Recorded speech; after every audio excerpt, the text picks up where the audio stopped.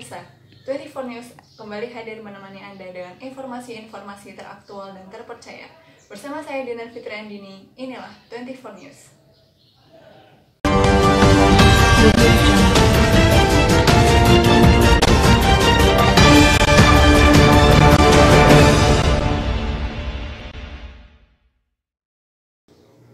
Meski pemerintah telah melarang mudik lebaran, namun sejumlah jalur mudik terpantau ramai.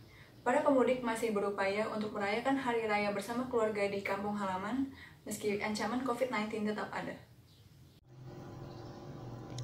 Seperti yang diberitakan Metro Siang Metro TV pada 21 Mei 2020, jelang 3 hari lebaran, jalur mudik selatan di Ciamis, Jawa Barat terpantau ramai. Pada umumnya, kendaraan yang melintasi jalur ini merupakan pemudik lokal antar kota. Meski begitu, petugas tetap mendapati para pemudik yang tidak menaati protokol kesehatan.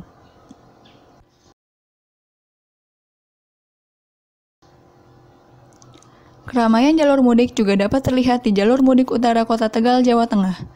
Jalur ini dipadati oleh pemudik bersepeda motor yang umumnya telah habis masa kontrak kerjanya di ibu kota maupun para pekerja yang telah di-PHK.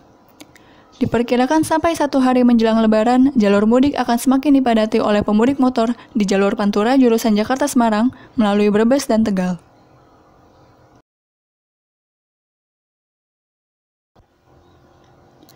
Pencegatan mudik oleh petugas dilakukan dalam upaya pemutusan rantai COVID-19.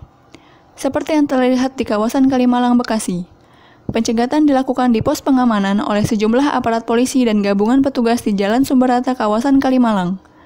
Sampai saat ini, pemerintah Kota Bekasi telah menyediakan 4 titik sekat larangan mudik serta 32 posko PSBB. Pihak kepolisian saat ini juga masih memantau dengan ketat para pengendara yang hendak mudik meninggalkan Jabodetabek untuk diputar balik.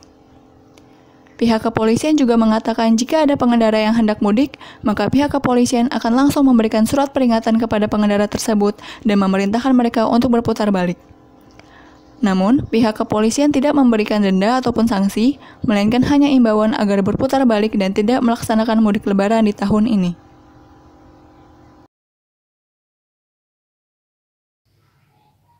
Berita selanjutnya adalah mengenai aturan mudik yang ada di Bali, di mana pemerintah Bali menetapkan aturan bahwa tanpa surat keterangan pemudik dilarang menyeberang. Seperti yang diberitakan Indonesia Siang TVRI pada 22 Mei 2020, persyaratan warga yang ingin menyeberang ke Pulau Jawa melalui Pelabuhan Gilimanuk kian diperketat. Persyaratan sebelumnya yang hanya berupa menunjukkan surat keterangan bebas COVID-19 serta surat hasil rapid test non-reaktif, ditambah dengan adanya persyaratan untuk menunjukkan surat pemutusan hubungan kerja maupun surat keterangan dari desa atau kelurahan serta Polres, terkait kepentingan mendesak untuk menyeberang keluar Pulau Bali.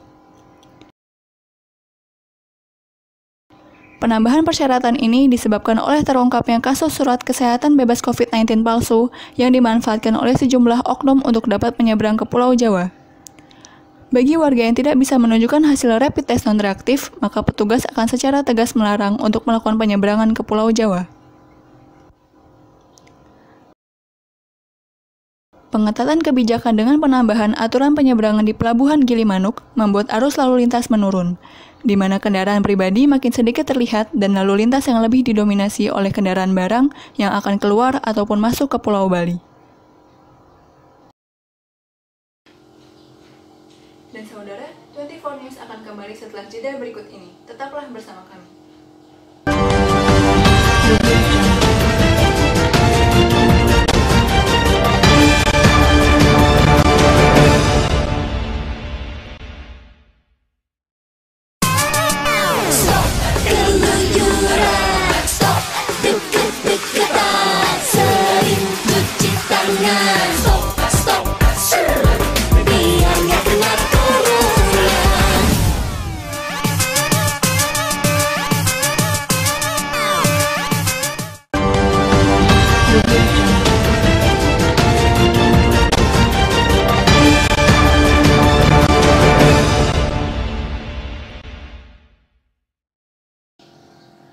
Anda masih bersama kami di 24 News.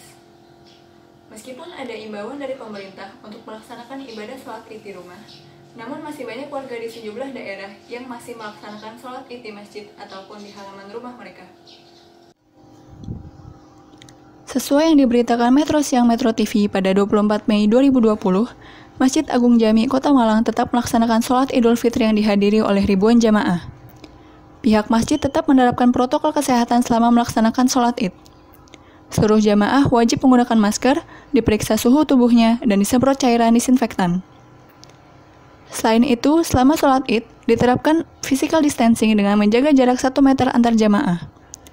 Namun disayangkan, masih banyak warga yang melanggar protokol kesehatan yang ditetapkan. Selain itu di Purwakarta, meskipun ditetapkan sebagai zona merah, tetapi warga tetap menghadiri sholat Id secara berjamaah.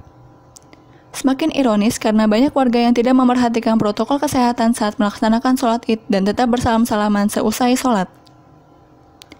Pemerintah Kabupaten Purwakarta sebenarnya telah melarang warga di zona merah untuk melaksanakan sholat Id di masjid ataupun lapangan secara berjamaah.